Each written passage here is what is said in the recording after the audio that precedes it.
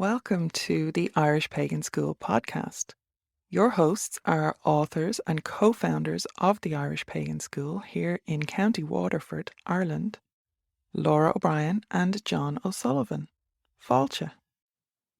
Is the Dagda a sex god? Well, Dagda agus Fáilte. Hi, hello, and welcome to Jon O'Sullivan, the Irish Pagan School.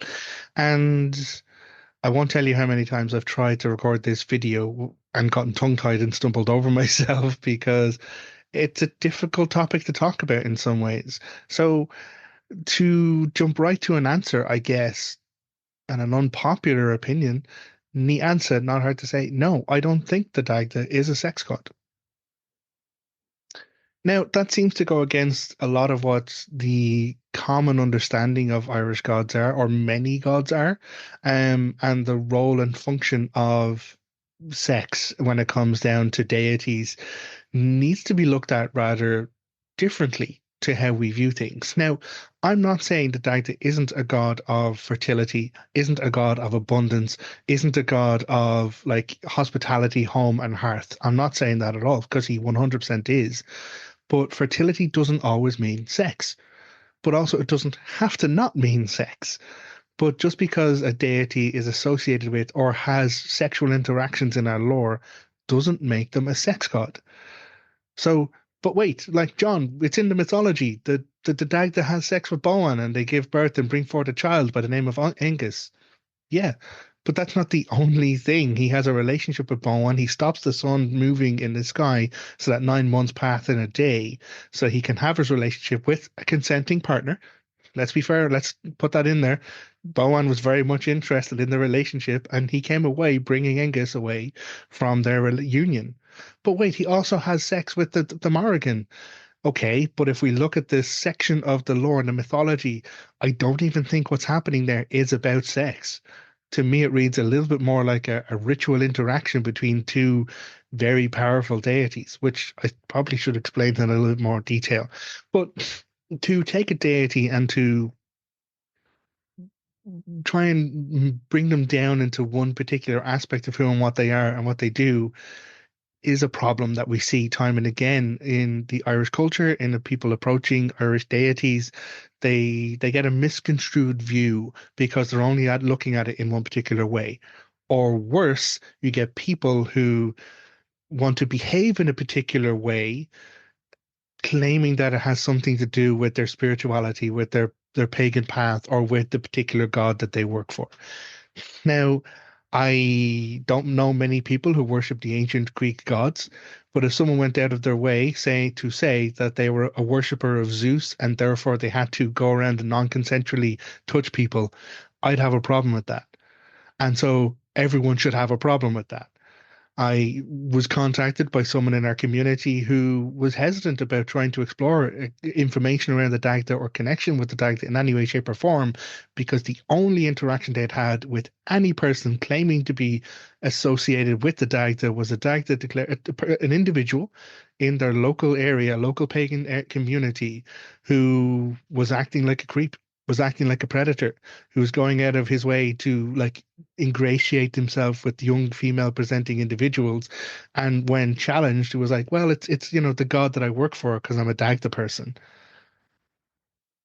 I can't tell you how annoyed, how angry I am having read that, and how fucking livid I personally believe my God would be for people trying to portray non-consensual acts against his name.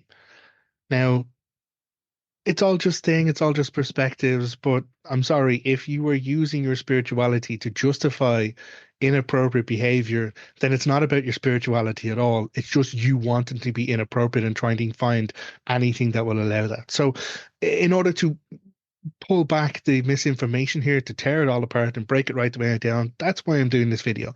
The Dagda isn't about sex. He is a god of abundance. He is a god of fertility. He's a god who sets the seasons in the right order so that the seed planting can happen, the growing can happen, the harvest can happen, and then the rest period can happen. Fucker changes the seasons by playing music on his harp. He's the keeper of one of the four treasures of the Tuatha Danann, a cauldron from which no company goes unsatisfied. It's not a sword that slays people. It's not a spear that protects people. It's not a stone that like declares sovereignty. He has the cauldron that brings people satisfaction. All of the stories that we have around him are about caring for his people. Now, he's not perfect. He doesn't do it right all of the time. One of the stories that associates him with sex is his relationship with Boann.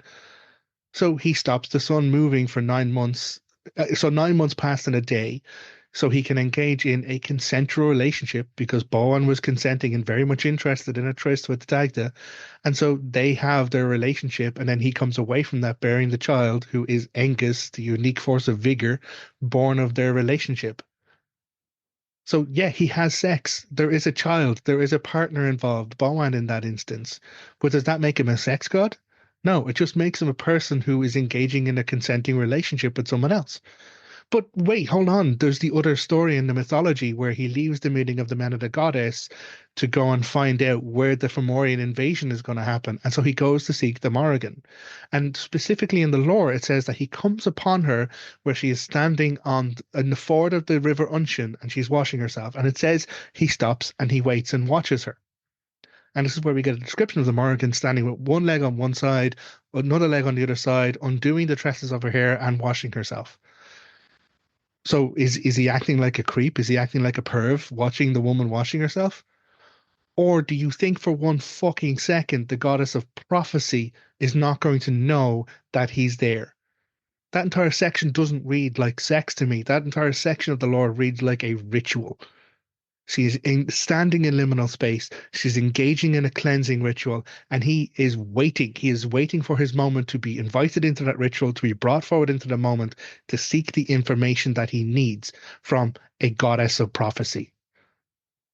Then it says they lie down in the ford, and a couple there, and the ford is named the bed of the couple. Then after, doesn't say they get it on, they have sex. It's a raunchy old affair. The entire thing reads like a supplicant coming to someone to seek information who just happens to be his wife because it is the bed of the couple. They are a wedded couple. And so, like, an expression of physical intimacy between two people who are wedded. Okay, they had sex. Does that make him a sex god? The Morrigan had sex with him. Does that make her a sex goddess? Absolutely fucking not. There is no, like, the sex isn't even important in that. Now, there's an extra story here that I definitely going to bring in. It's not sex, it is non-consensual. And this is why I'm so fucking livid. And I would personally believe that Dagda would be livid for people acting in non-consensual ways because he is a survivor of a non-consensual sexual interaction. John, what are you saying? How can you prove any of this? Right, let's go into the mythology. Let's go back to that story. The Dagda leaves the meeting of the men of the goddess. He goes and engages in a ritual with his partner, the goddess of prophecy, to find out where the Fomorians are going to land. They then couple together in the forge because they are a wedded couple. He leaves there and he goes to the place where she has told him the Fomorians are landing.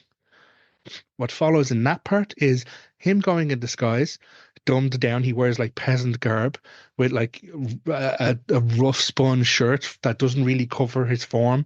He has like horse-haired leggings wrapped around his feet with the horsehair on the outside. It's described as peasant garb. And this guy is a fucking king. This guy is like the druid. He in the meeting of the men and the goddess.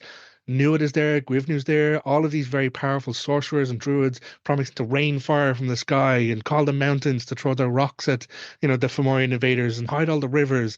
They all promise that, and Dagda says, "Leave it to me, I got that." And they're like, "Yeah, because you're the good god of druidry." And the description we get later, where he's wearing peasant garb, is he a peasant god? No, he's a god who knows what he needs to do to have people underestimate him. And so he goes into the Fomorian camp to try and prevent the war from being justified. They offer him hospitality, but it's rough hospitality. They dig a trench in the ground, they fill it full of porridge. He's expected to eat the entire thing, or he insults their hospitality and justifies their invasion. He does. He eats the entire thing, and it's presented in the story as this horrible, like he's so gluttonous that he's eating all of this food all the time. The why is what has to be looked at. He's trying to prevent a war. And so he scrapes the gravel out of the bottom of the pit and he's like, that was a really fine meal. Thank you very much. And it says his body is bloated and distended from the volume that they had provided for him. And he can barely stand up. He has to roll over on his stomach and then stagger himself up to leave the camp, which he does. But it's not over. And this is where things get worse for him, because as he's leaving that camp on the way out, he meets a person who is known in the lore simply as the daughter of Indech. Indech is the Fomorian warlord who he has just left, who has put his daughter out down the road to try and again insult the Dagda, cause justification, find some way of him giving insult or harm to her so that she can go back to Indech and Indech can justify his invasion. And so she pretty much puts upon the Dagda, literally kicking the shit out of him. Literally. It says that like she kicks him so much he voids himself, he voids his bowels, he throws up everything he had consumed. And then she forces him to carry her on his back, demeaning him, like, destroying dignity. And so he, in order to not have a war, to not insult this daughter of the warlord invading, he does. He accepts the abuse, he accepts the physical abuse, and he carries her on his back. Then she pushes it as far as someone possibly could fucking push it. And I don't feel bad I don't feel bad for Indek. He's the fucking asshole who's invading here. I feel bad for the daughter of Indek because we don't even know her name. But it reads to me like she's put out there by her dad in order to do whatever she can do to justify an invasion, and that leads to a non-consensual sexual interaction in a fort. She demands sex of the Dagda. He's like, I'm not up for it. Like, I'm terrible. And she's like, no, you have to. And so he does. He has sex with her in a fort, which is a mimicry of story. He meets with his beloved partner. He has a union of ritual and interaction with his wife in the fort of the River Unshin. But then later on, he's put in this place of sexual abuse by the daughter of Indek at the behest of Indek. He is a victim of non-consensual stuff, interaction, and if you want to put the word rape on it, yeah. And so he engages in a sexual act with her in order to not justify the war by insulting her. At the end of which she's like, listen, don't go to war with my father. You'll lose. He's like, I have to. It's the service to my people. She goes, I will stop you. I will be a rock in every river and I will be a tree in every pathway against you. And the Dagda says, then every rock will bear my foot on it and every tree will have my axe mark on it because I have to do this for my people. At the end of which, having gone through all of this form of abuse and horror and physical abuse, mental abuse, and emotional demeaning, as well as sexual abuse, in the daughter of Indek has nothing else she can do, and she says, "Okay, well, when the battle comes, I will side with you and your people." Now, is that because she had really good sex with the Dagda? Or is it because she saw a different example of leadership? She saw a different example of masculinity. It wasn't warmongering. It wasn't manipulative. It wasn't abusive. It took the abuse. It endured the harm for a greater purpose of care to the community. So is the Dagda a sex god? No. Does the Dagda have sex? Yeah. We don't know who the mother of Breege is, but she is squarely daughter of the Dagda, and she absolutely lives up to his energy in so many ways.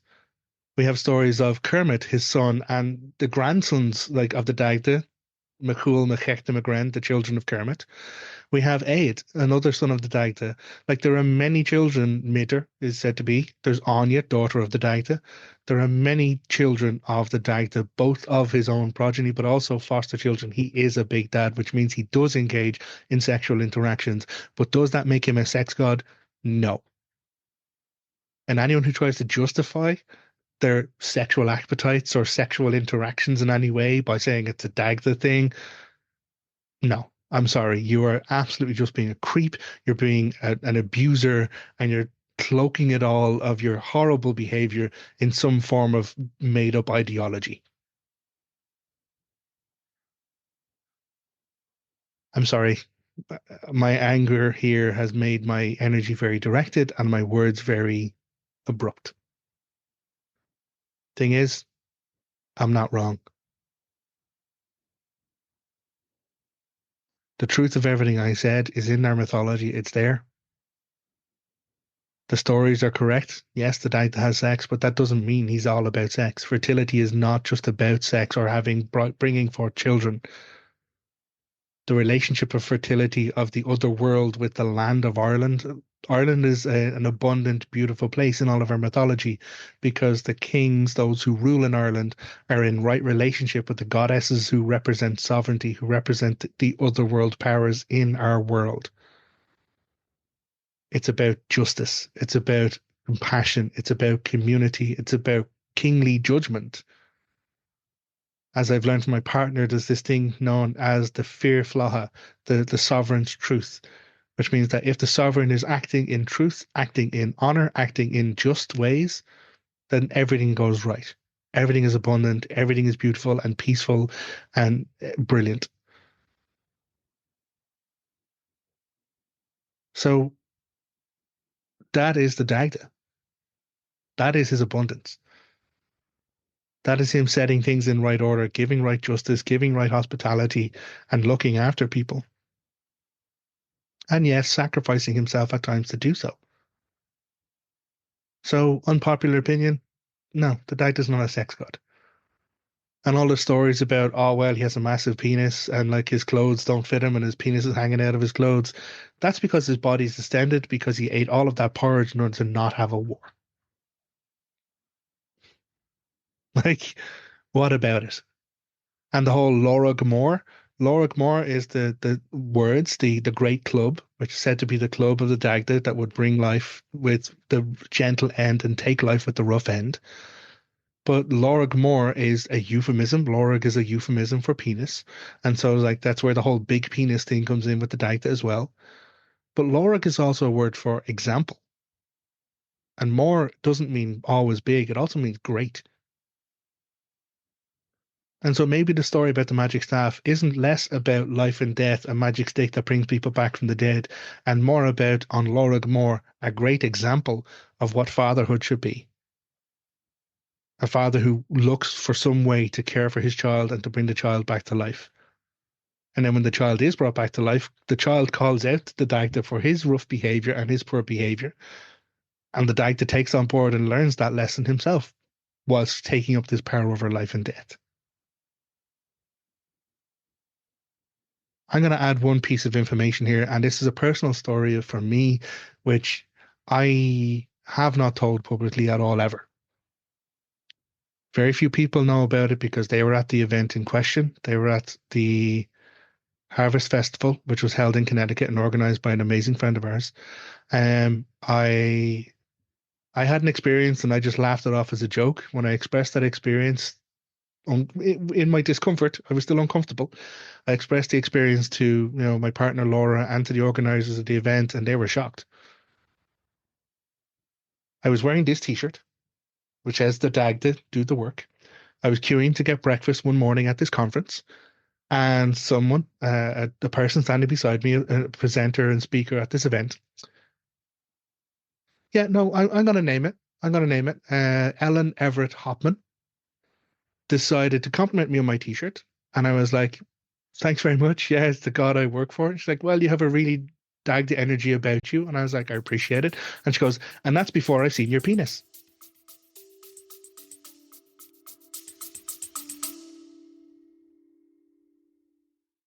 Let me just interrupt this episode briefly to say, look, I know this can feel overwhelming. You're hearing to learn the myths, go slowly, build a foundation, and you're thinking, all right, but what do I actually do tomorrow morning? That's why we put together a free guide called Irish Pagan Practice for Everyday Life. It's not a course, it's not trying to sell you anything, it's just simple, grounded practices you can start with that are designed for real life, not Instagram or TikTok. So you can grab your copy at irishpagan.school/practice. Links in the description below. All right, let's get on with the episode.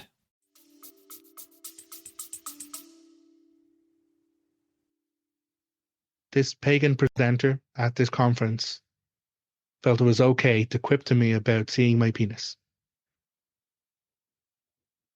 I was like, ha ha ha, yeah, Dagda penis thing. I get that joke. Yeah, great, cool. I hastily took my food and went out and sat down, ate my food in silence, and it was, I think it might have been John being quiet that really caught people's attention. Like, why is John not making noise? And Laura asked me, and I was like, oh, well, funny story. Yeah, this, yeah, no one laughed. No one laughed. Everyone was shocked. And they were like, John, think of it from another point of view. What if that was some elderly pagan man deciding to turn around to a young female presenting person and be like, well, I haven't seen your tits yet.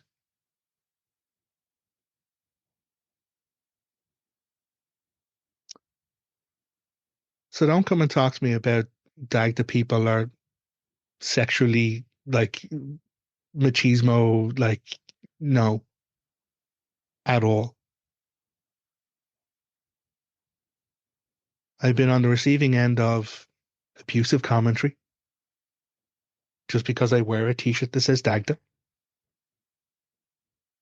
The email I received from someone who had horrible experiences because someone claimed they were living their God values, living the Dagda's values by acting like a perv. Any other male presenting individual who is out there in the world thinking they can justify their predatory, sexually exploitive, non consensual behavior because they're pagan and that's what their God would do. From me to you, if you are that person, you're garbage. If you have experienced that person in your life, if you experience that kind of narrative, I'm sorry that you have had that experience, but know that you're not alone. I've had that experience too. So what we need is a better narrative. What we need is better information. What we need is to pull away all of this information. The Dagda is not a sex god. Park your penis references all you fucking want, or come and talk to me about it, and I will educate you very sternly around who and what the Dagda is. Because we can do better, and we deserve better. I don't see many people going around worshipping Zeus because we know Zeus is a rapist. Odin, yeah, sexually manipulative. Absolutely goes in and, like, coerces Angrboda.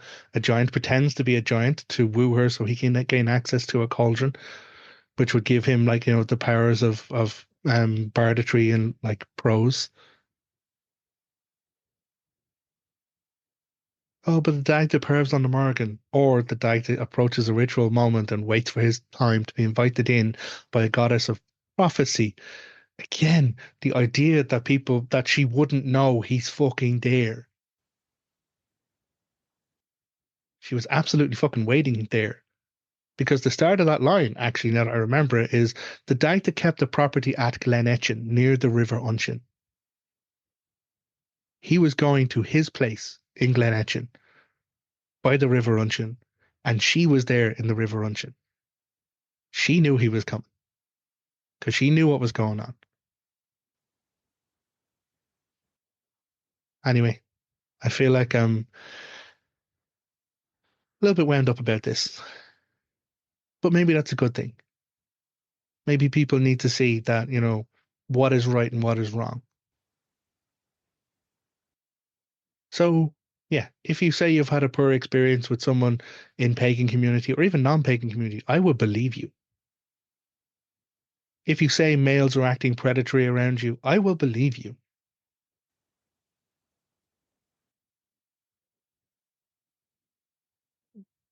It's a truth. I did a video on it, zero statistics in Ireland showing that, yeah, women are more likely to be abused, to be beaten up, and to be sexually assaulted than men are. Men do get sexually assaulted too, but in both of those cases, the people who do the sexual assault aren't women, they're men. Men rape men. The problem is men. So hopefully, by challenging the narrative of, oh yeah, big macho gods who have to have sex to justify their, it's all crap. Fertility and abundance isn't about sex. It's about hospitality. It's about right judgment. It's about care for the environment, care for your community. So no, the Dagda is not a sex god. If you disagree with me, I'm happy to have a discourse on that. I really am. If you have a different opinion, if I'm missing some piece of lore here, please let me know in the comments below. Shoot me an email, send me a message. I'm happy to have a chat about it. But maybe sit and think about it. Why do we need to have a god of sex? We don't. There are much more important things to be focusing on.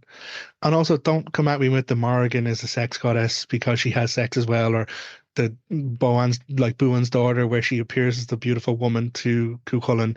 That wasn't about sex. That was testing him, which he failed, by the way.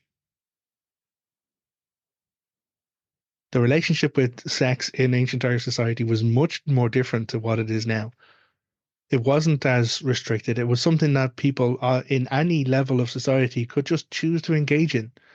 There's records of women of privilege within a certain level of status being able to offer the friendship of their thighs just because they wanted to, just because they chose to.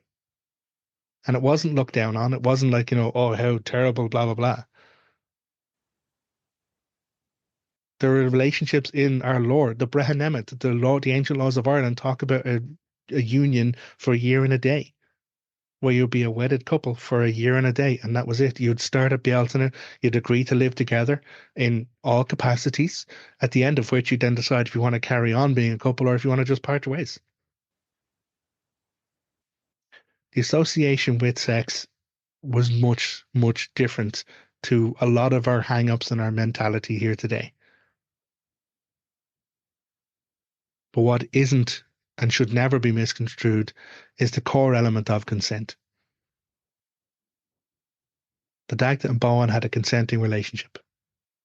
The Dagda and the Morrigan, consenting relationship.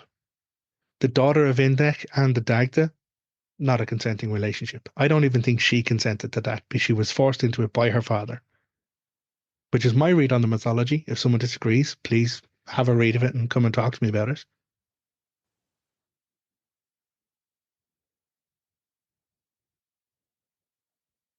I feel like I'm going to go around in the circle again if I don't take a deep breath and settle this off. Thank you very much for joining me for this chat. I'm sorry if I've upset anyone.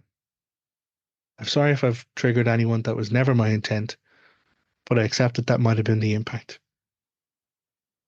What I will say is we deserve better. From our pagan leaders, from our pagan elders, from our cultural leaders, cultural elders, we deserve better. We deserve better leadership. We deserve better kingship. We deserve better elders. We deserve better than pervy people justifying their behavior by cloaks of mysticism or paganism. Oh, don't come at me with like divine masculine, divine feminine, like ritual couple kind of stuff either. Or actually, if you'd want to, do. And I will definitely sit down and have that conversation with you as well, because that's exclusionary in so many ways. It's terrible. What I will say is, thank you very much. There's a free class on the Dagda at the Irish Pagan School. Go to irishpaganschool.com/free. Whole lot of free classes. There's one there specifically. It's called Dagda, Domestic Deity and Hearth Hero. There's many other classes on him there. So I would recommend looking those up. I talk about them all the time. Search the YouTube here. Go into our podcast, or go to irishpagan.school/free for a year's worth or more worth of free resources so you can do yourself the gift of learning more. Because when you know more, you're empowered. When you know the information, you can spot when people are abusing that information. So look after yourself.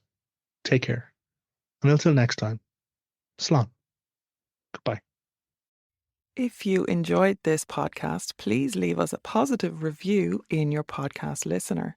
Then head over to irishpaganschool.com and enroll in one of our free or paid courses.